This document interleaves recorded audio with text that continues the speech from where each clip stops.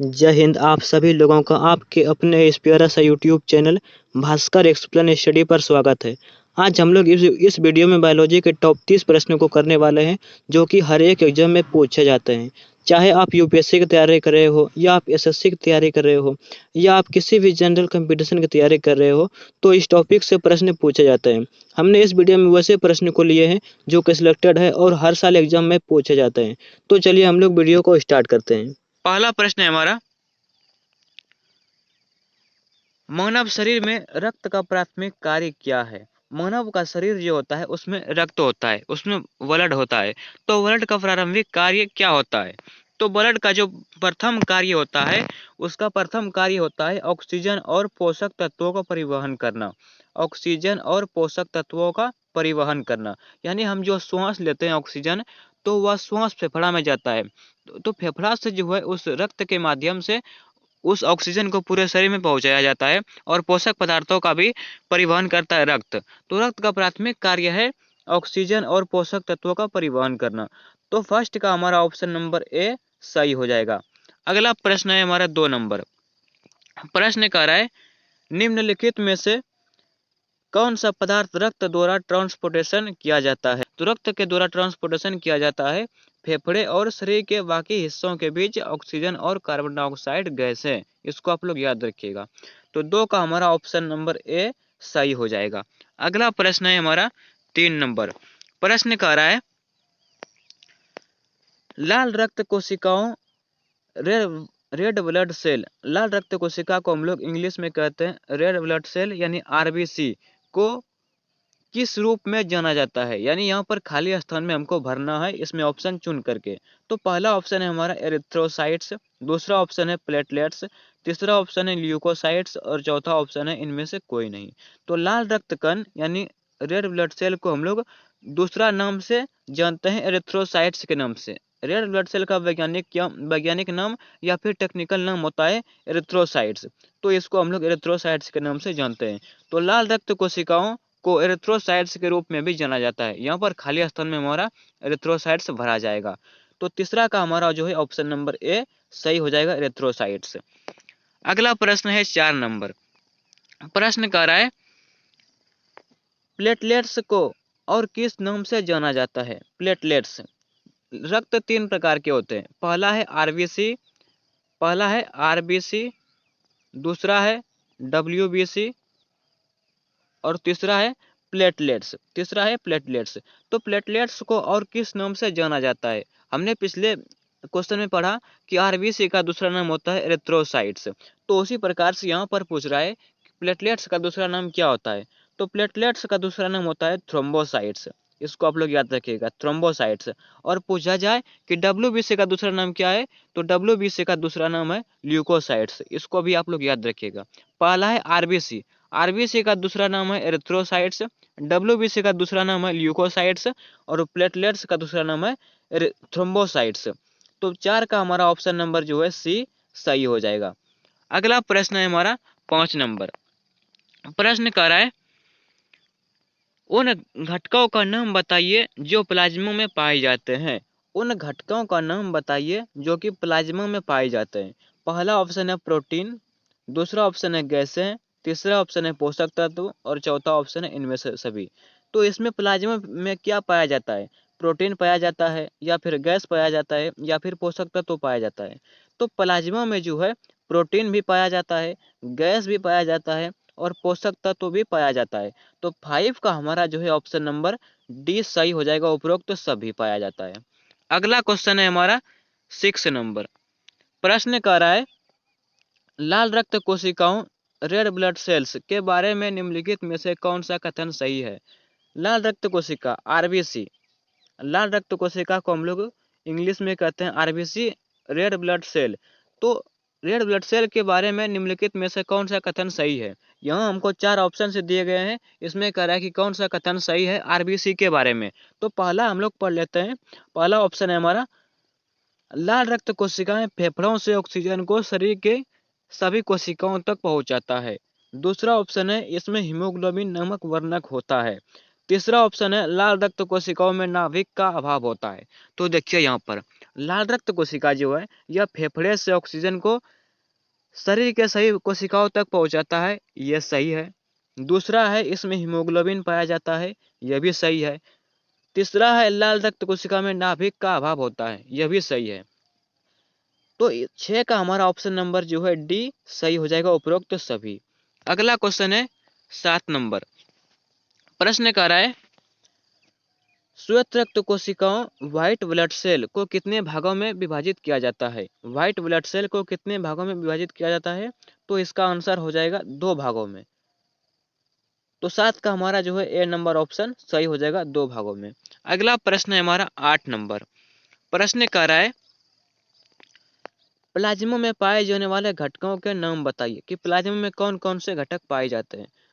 तो पहला ऑप्शन है प्रोटीन, दूसरा ऑप्शन है गैसें, तीसरा ऑप्शन है पोषक तत्व और चौथा ऑप्शन है सबसे ऊपर।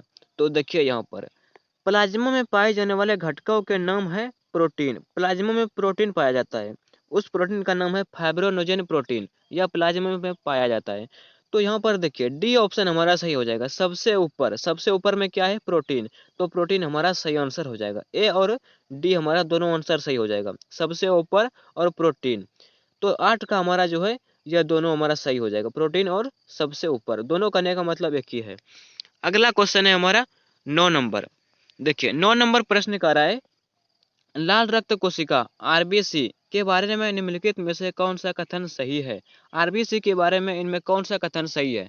पहला कथन है आरबीसी फेफड़े से ऑक्सीजन को शरीर की कोशिकाओं तक पहुंचाता है। दूसरा है हीमोग्लोबिन नामक वर्णक होता है। तीसरा है आरबीसी में केंद्रक की कमी होती है। तो देखिए यहाँ पर लाल रक्त कोशिका आरबीसी जो है वह हमारा जो है आरबीसी क्या करता है कि फेफड़ों से ऑक्सीजन को शरीर के सही कोशिकाओं तक पहुंचाता है या कम भी करता है। तो यह भी हमारा सत्य हो जाएगा, यानी यह भी सही है। दूसरा है इसमें हीमोग्लोबिन नामक वर्णक होता है, यह भी सही है, जिसके कारण इसका रंग लाल होता है। तीसरा है आरबीसी में केंद्रक की कमी होती है, यह भी सही है, आरबीसी में केंद्रक नहीं पाया जाता है। तो लाल रक्त कोशिकाओं के बारे में जो है इनमें सभी कथन सही है। तो हमारा ऑप्शन नंबर डी सही हो जाएगा, उपरोक्त तो सभी। 9 का हमारा ऑप्शन नंबर डी सही हो जाएगा। अगला प्रश्न है हमारा 10 नंबर। प्रश्न कह रहा है लाल रक्त कोशिकाओं को को यहाँ पर फिर खाली स्थान दिया है के रूप में भी जाना जाता है। लाल रक्त कोशिकाओं को किस रूप में जाना जाता है? तो लाल रक्त कोशिका को हमने ऊपर ही बताया कि एरिथ्रोसाइट्स के नाम से जाना जाता है। तो 10 का हमारा क्या हो जाएगा? ऑप्शन नंबर ए हमारा सही हो जाएगा, एरिथ्रोसाइट्स। ये प्लेटलेट्स जो है इसको हम लोग जानते हैं थ्रोम्बोसाइट्स के नाम से। प्लेटलेट्स को हम लोग जानते हैं थ्रोम्बोसाइट के नाम से। और ये जो ल्यूकोसाइट है इसको हम लोग जानते हैं डब्ल्यूबीसी के नाम में, यानी डब्ल्यूबीसी को हम लोग जानते हैं ल्यूकोसाइट्स के नाम में, और आरबीसी को जानते हैं एरिथ्रोसाइट्स और प्लेटलेट्स को जानते हैं थ्रोम्बोसाइट्स। तो इसको आप लोग याद रखिएगा। अगला प्रश्न है हमारा 11 नंबर। प्रश्न कह रहा है निम्नलिखित में से कौन प्रतिरक्षा प्रक्रिया है? निम्नलिखित में से कौन प्रतिरक्षा प्रक्रिया में शामिल है? पहला है डब्ल्यूबीसी, दूसरा है लाल रक्त कोशिका, तीसरा है प्लेटलेट्स और चौथा है रक्त प्लाज्मा। यानी कह रहा है कि इनमें से कौन सा घटक हमारे शरीर की रक्षा करता है, हमें रोगों से बचाता है। तो इसमें क्या हो जाएगा? तो इसका जो सही आंसर हो जाएगा WBC, white blood cell. White blood cell जो है वह हमारे शरीर को रोगों से बचाता है, बैक्टीरिया से बचाता है। तो वह हमारा प्रतिरक्षा यानी हमारे शरीर का रक्षा करता है। तो प्रतिरक्षा प्रक्रिया के रूप में हम लोग जानते हैं डब्ल्यूबीसी को। तो 11 का हमारा ऑप्शन नंबर ए डब्ल्यूबीसी सही हो जाएगा। अगला प्रश्न है हमारा 12 नंबर। प्रश्न कह रहा है आरबीसी का औसत जीवन काल क्या है? RBC red blood cell. तो आरबीसी का औसत जीवन काल होता है 4 महीने का। 4 महीने कितना दिन हुआ? 120 दिन। प्रत्येक महीना 30 दिन का होता है और कह रहा है कि 4 महीना, तो 4 गुना 30 तो 120 दिन, यानी दिन में पूछे तो 120 दिन हो जाएगा और महीने में पूछे तो 4 महीने हो जाएगा। तो 12 का हमारा ऑप्शन नंबर बी जो है सही हो जाएगा, 4 महीने। अगला प्रश्न है हमारा 13 नंबर। प्रश्न कह रहा है रक्त कितने घटकों से बना है? तो रक्त जो है यह 3 घटकों से मिलकर के बना है। हमने आपको ऊपर ही बताया कि रक्त जो है 3 प्रकार के होते हैं, 3 घटकों से बने होते हैं। पहला है आरबीसी, पहला क्या है आरबीसी, दूसरा है डब्ल्यूबीसी और तीसरा क्या है प्लेटलेट्स। तीसरा जो है प्लेटलेट्स है, जिसको हम लोग कहते हैं रक्त विमाणु प्लेटलेट्स। तो ये 3 प्रकार के जो है रक्त के घटक होते हैं। तो रक्त के घटक 3 हो जाएंगे, यानी हमारा 13 का ऑप्शन नंबर बी 3 हमारा सही हो जाएगा। अगला प्रश्न है हमारा 14 नंबर। प्रश्न कह रहा है निम्नलिखित में से कौन सा कथन सत्य नहीं है। यहाँ पर हमको 4 कथन दिया हुआ है और इसमें कह रहा है कि कौन सा कथन सही नहीं है। तो देखिए पहला कथन है हमारा आरबीसी में केंद्रक की कमी होती है। दूसरा है सभी डब्ल्यूबीसी में लोब होते हैं। तीसरा है प्लेटलेट्स का जीवन काल 5 से 9 दिनों का होता है। और चौथा है रक्त प्लाज्मा का 90% पानी होता है। तो यहाँ पर हमको क्वेश्चन क्या कर रहा है कि कौन सा कथन सही नहीं है। तो यहाँ पर पहला ऑप्शन है कि आरबीसी में केंद्रक की कमी होती है, तो यह ऑप्शन बिल्कुल सही है। इसमें आरबीसी में केंद्रक जो है बिल्कुल नहीं पाया जाता है। दूसरा ऑप्शन है कि सभी डब्ल्यूबीसी में लोब होते हैं, तो यह भी बिल्कुल सही है। और तीसरा ऑप्शन है प्लेटलेट्स का जीवन काल 5 से 9 दिनों का होता है, यह बिल्कुल गलत है। प्लेटलेट्स का जो जीवन काल होता है 2 से लेकर के 5 दिनों का होता है, 2 से 5 दिनों का। तो यह हमारा गलत हो जाएगा, यानी यह कथन सत्य नहीं है। तो हमारा 14 का ऑप्शन नंबर सी सही हो जाएगा। अगला प्रश्न है हमारा 15 नंबर। प्रश्न कह रहा है वेसोफिल का व्यास क्या है। वेसोफिल का व्यास क्या है। तो वेसोफिल का व्यास क्या है 10 से 12 माइक्रोमीटर, 8 से 10 माइक्रोमीटर, या फिर 12 से 20 माइक्रोमीटर, या 6 से 9 माइक्रोमीटर। तो वेसोफिल जो है इसका व्यास हो जाएगा 10 से 12 माइक्रोमीटर। तो हमारा 15 का ऑप्शन नंबर ए हमारा सही हो जाएगा। अगला प्रश्न है हमारा 16 नंबर। प्रश्न कह रहा है न्यूट्रोफिल का मुख्य कार्य क्या है।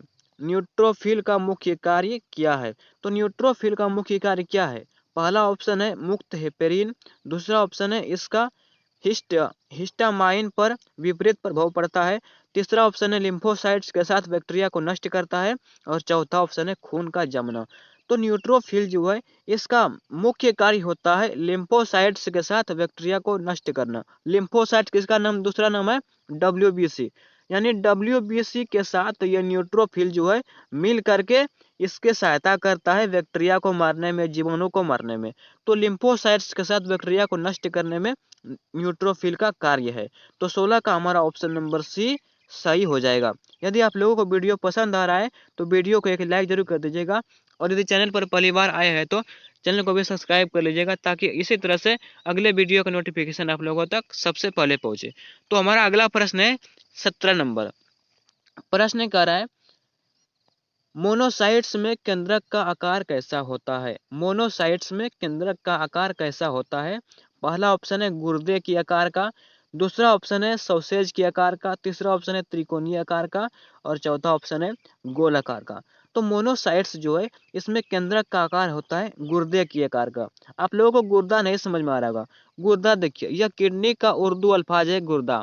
किडनी को हम लोग उर्दू में कहते हैं गुर्दा। किडनी जो है इसको हम लोग उर्दू में क्या कहते हैं गुर्दा कहते हैं। तो मोनोसाइट्स जो है इसका आकार जो है किडनी के आकार का होता है। मोनोसाइट्स यह सबसे बड़ी कोशिका होती है। मोनोसाइट्स हमारे शरीर की सबसे बड़ी कोशिका मोनोसाइट्स होती है, और इसका आकार होता है गुर्दे की आकार का। तो 17 का हमारा ऑप्शन नंबर ए जो है सही हो जाएगा गुर्दे की आकार का। अगला प्रश्न है 18 नंबर। प्रश्न कह रहा है निम्नलिखित कार्यों को किसकी कोशिकाओं से सुमेलित करें। निम्नलिखित कार्यों को इसकी कोशिकाओं से सुमेलित करें, यानी हमको यहाँ पर दिया है ऑप्शन ए में बेसोफिल्स, बी में इसिनोफिल्स, लिम्फोसाइट, और डी में मोनोसाइट।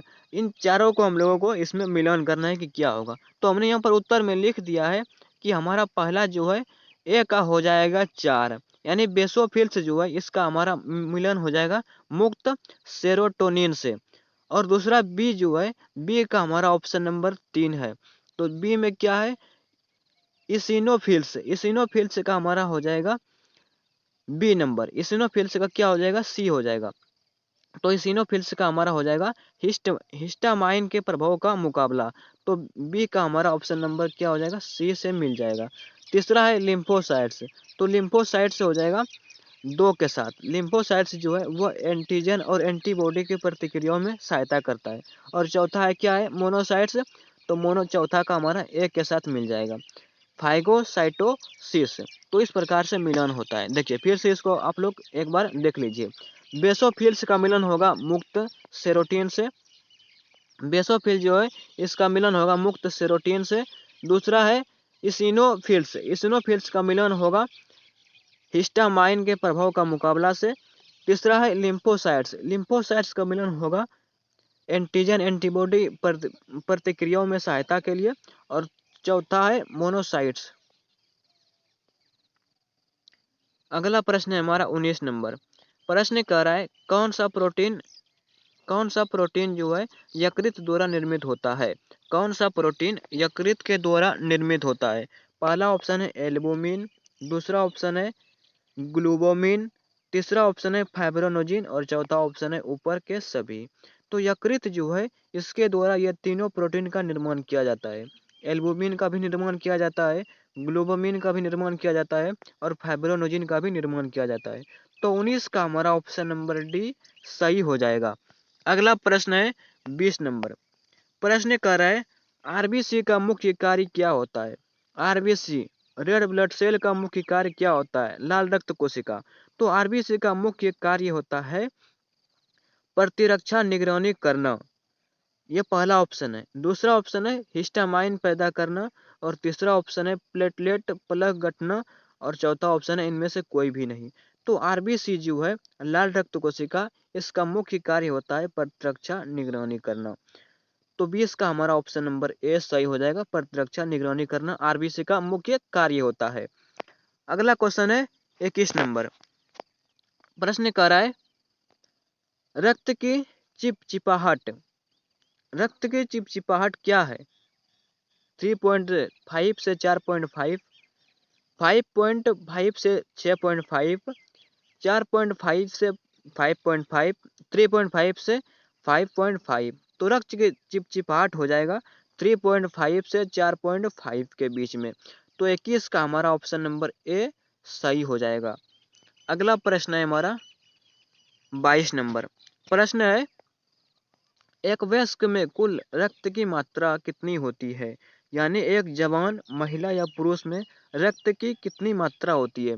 तो एक वयस्क मनुष्य में कुल रक्त की मात्रा 5 से 6 लीटर होती है। तो 22 का हमारा ऑप्शन नंबर बी सही हो जाएगा। और यदि पूछा जाए कि एक पुरुष में महिला की अपेक्षा कितने रक्त कम होते हैं, तो महिला में पुरुषों की अपेक्षा जो है आधा लीटर रक्त कम होता है। यह भी प्रश्न पूछा गया है एग्जाम में कि पुरुषों की अपेक्षा महिला में कितना लीटर कम होता है रक्त, तो आधा केजी कम होता है। इसको भी आप लोग याद रखिएगा। और एक वयस्क मनुष्य में कुल 5 से 6 लीटर रक्त पाया जाता है। अगला प्रश्न है हमारा 23 नंबर। प्रश्न कह रहा है मानव रक्त का पीएच मान कितना होता है। मानव का जो रक्त होता है जिसको हम लोग इंग्लिश में ब्लड कहते हैं, तो उसका पीएच मान कितना होता है, पीएच वैल्यू कितना होता है। देखिए यहाँ पर वर्ड आया है पीएच का। तो पीएच का खोज किया था सोरेनसन ने 1909 ईस्वी में। सोरेनसन ने किया था 1909 ईस्वी में। सोरेनसन एक वैज्ञानिक था, उन्होंने पीएच का खोज किया था 1909 में। और पीएच का फुल फॉर्म होता है पावर ऑफ हाइड्रोजन। इसको भी आप लोग याद रखिएगा, पावर ऑफ हाइड्रोजन। तो कह रहा है कि रक्त का पीएच मान कितना होता है, ब्लड का पीएच मान कितना होता है। तो ब्लड का पीएच मान होता है, एक्यूरेट पूछा जाए तो एक्यूरेट मान होता है 7.4, लेकिन यहाँ पर दिया है पॉइंट में। तो ये देखिए यहाँ पर क्या है। पहला ऑप्शन है 6.35 से 6.55 के बीच में। दूसरा ऑप्शन है 7.25 से 7.35 के बीच। तीसरा ऑप्शन है 7.35 से 7.45। डी ऑप्शन है 7.45 से 7.55। तो देखिए यहाँ पर हमने एक्यूरेट मान कितना बताया 7.4। तो देखिए इसको मिलाइए 7.4 यहाँ पर क्या आ रहा है, तो यहाँ पर लगभग में आ रहा है 7.35 से 7.45 के बीच में। तो यह हमारा जो है इसका लगभग मान आ रहा है। तो इसके बीच में इसका मान आ रहा है। तो देखिए 23 का हमारा ऑप्शन नंबर सी सही हो जाएगा। 7.35 से 7.45 के बीच में रक्त का पीएच मान होता है। अगला प्रश्न है हमारा 24 नंबर। प्रश्न कह रहा है सामान्य रक्त कोलेस्ट्रॉल स्तर कितना होता है? सामान्य रक्त कोलेस्ट्रॉल स्तर कितना होता है? तो सामान्य रक्त में कोलेस्ट्रॉल कितना होता है, यानी कहने का मतलब है कि सामान्य रक्त में कोलेस्ट्रॉल की मात्रा कितनी होती है। हमारे शरीर में कितना रक्त पाया जाता है? 5 से 6 लीटर। तो 5 से 6 लीटर में कितने कोलेस्ट्रॉल पाया जाएगा? तो देखिए 5 से 6 लीटर में 120 से 200 मिलीग्राम प्रति 100 ml जो है रक्त पाया जाता है। यानी 100 ml रक्त में 100 ml रक्त में कितना कोलेस्ट्रॉल पाया जाएगा? 120 से 120 से 200 मिलीग्राम। 100 ml रक्त में 120 से 200 मिलीग्राम कोलेस्ट्रॉल पाया जाता है। तो हमारा 24 का ऑप्शन नंबर बी सही हो जाएगा। अगला प्रश्न है 25 नंबर। प्रश्न कह रहा है रक्त का द्रव भाग है। रक्त का द्रव वाला भाग क्या है? लसिका है, लार है, बलगम है या फिर प्लाज्मा है? तो रक्त के दो घटक होते हैं। पहला तो है प्लाज्मा, पहला क्या है? प्लाज्मा है। और दूसरा है रुधिराणु। दूसरा क्या है? रुधिराणु है। दूसरा रुधिराणु है। तो रक्त के दो घटक होते हैं। तो यह प्लाज्मा जो है यह हमारा द्रव वाला भाग होता है और यह रुधिराणु जो है यह हमारा ठोस वाला भाग होता है। तो यहाँ पर रक्त का द्रव वाला भाग पूछ रहा है तो द्रव वाला भाग हमारा प्लाज्मा हो जाएगा। तो 25 का क्या हो जाएगा? प्लाज्मा हमारा डी ऑप्शन सही हो जाएगा। अगला प्रश्न है 26 नंबर। प्रश्न कह रहा है प्लाज्मा प्रोटीन फाइब्रोनोजिन की सक्रिय भूमिका होती है। प्लाज्मा में जो प्रोटीन पाया जाता है फाइब्रोनोजिन, इसका सक्रिय भूमिका क्या होता है? इसका मुख्य कार्य क्या होता है? तो पहला ऑप्शन है खून का थक्का जमाना, दूसरा ऑप्शन है संरक्षण करना, तीसरा ऑप्शन है स्नेहन करना और चौथा ऑप्शन है पोषण करना। तो प्लाज्मा प्रोटीन फाइब्रोनोजन का मुख्य कार्य होता है खून का थक्का जमाना। यदि हमारा शरीर कहीं कट जाता है तो उस समय जो है यह फाइब्रोनोजन एक्टिव होकर के वहाँ पर खून का थक्का जमाता है, जिसके कारण वहाँ पर क्या होता है कि रक्त जो है वह बाहर नहीं निकल पाता है। तो खून का थक्का जमाने का कार्य हमारा प्लाज्मा प्रोटीन फाइब्रोनोजन का मुख्य कार्य होता है। तो 26 का हमारा ए ऑप्शन सही हो जाएगा। अगला प्रश्न है हमारा 27 नंबर। प्रश्न कह रहा है गैर नाभिकीय रक्त कोशिका क्या है? गैर नाभिकीय रक्त कोशिका कौन सा है? पहला रक्त कोशिका क्या है? आरबीसी है, दूसरा क्या है? डब्ल्यूबीसी है और तीसरा प्लेटलेट्स है। तो इन तीनों में गैर नाभिकीय रक्त कोशिका कौन सा है? तो देखिए सबसे पहले आप लोग यहाँ पर गैर नाभिकीय समझिए। गैर नाभिकीय कहने का मतलब है कि उस रक्त कोशिका में नाभिक नहीं पाया जाता है। तो किस रक्त कोशिका में नाभिक नहीं पाया जाता है?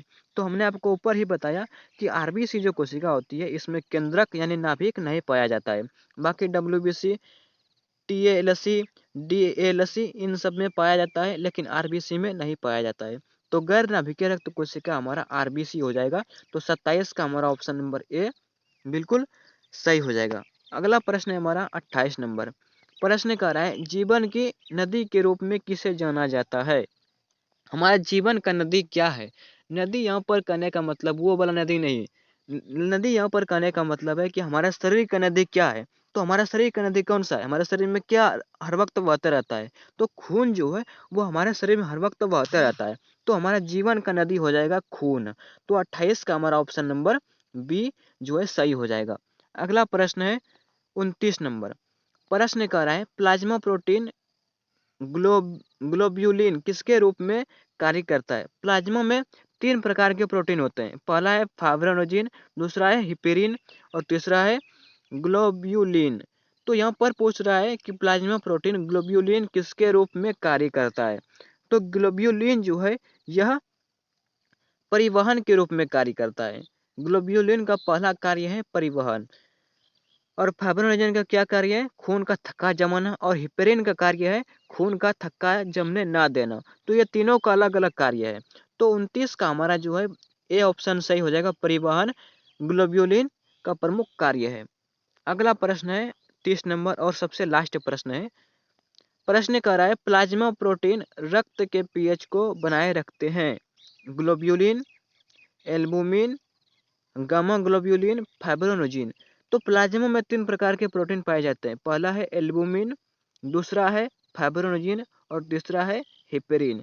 तो इसमें यहाँ पर कह रहा है कि कौन सा प्रोटीन रक्त के पीएच को बनाए रखता है। तो यहाँ पर एल्बुमिन जो है यह रक्त के पीएच को संतुलित बनाए रखता है। 7.4 के बीच में यह बनाए रखता है। यह जो हमारा एल्बुमिन है प्लाज्मा प्रोटीन। तो 30 का हमारा क्या हो जाएगा, एल्बुमिन प्लाज्मा प्रोटीन को रक्त के पीएच को बनाए रखता है एल्बुमिन। तो यह था हमारा 30 प्रश्न एग्जाम से संबंधित, जो कि हर एक एग्जाम में यह प्रश्न पूछे जाते हैं। तो आप किसी भी तैयारी किसकी भी तैयारी कर रहे हो तो इस प्रश्न को या वीडियो को आप लोग जरूर देख करके जाइएगा, ताकि यहाँ से आप लोगों का 2-3 क्वेश्चन लड़ सके और एग्जाम में जो है आप लोग यहाँ से अच्छे से नंबर ला सके और एग्जाम में क्वेश्चन बना सके। यदि आप लोगों को वीडियो अच्छा लगा हो तो वीडियो को एक लाइक जरूर कीजिएगा, और इस चैनल पर पहली बार आए हो तो चैनल को भी सब्सक्राइब जरूर कर लीजिएगा, ताकि आने वाले वीडियो का नोटिफिकेशन आप लोगों तक सबसे पहले पहुंचे। और हाँ, इस वीडियो को आप लोग अपने दोस्तों को तक जरूर शेयर कीजिएगा, ताकि वह भी इस वीडियो को देख सके और वह भी एग्जाम में अच्छा से अच्छा नंबर ला सके। तो जाते जाते मैं यही कहूँगा कि आप लोग वीडियो को लाइक जरूर कर दीजिएगा, और यदि चैनल पर पहली बार आए हो तो चैनल को भी सब्सक्राइब जरूर कर लीजिएगा। तो चलिए हम लोग मिलते हैं अगली वीडियो में, तब तक के लिए जय हिंद, धन्यवाद।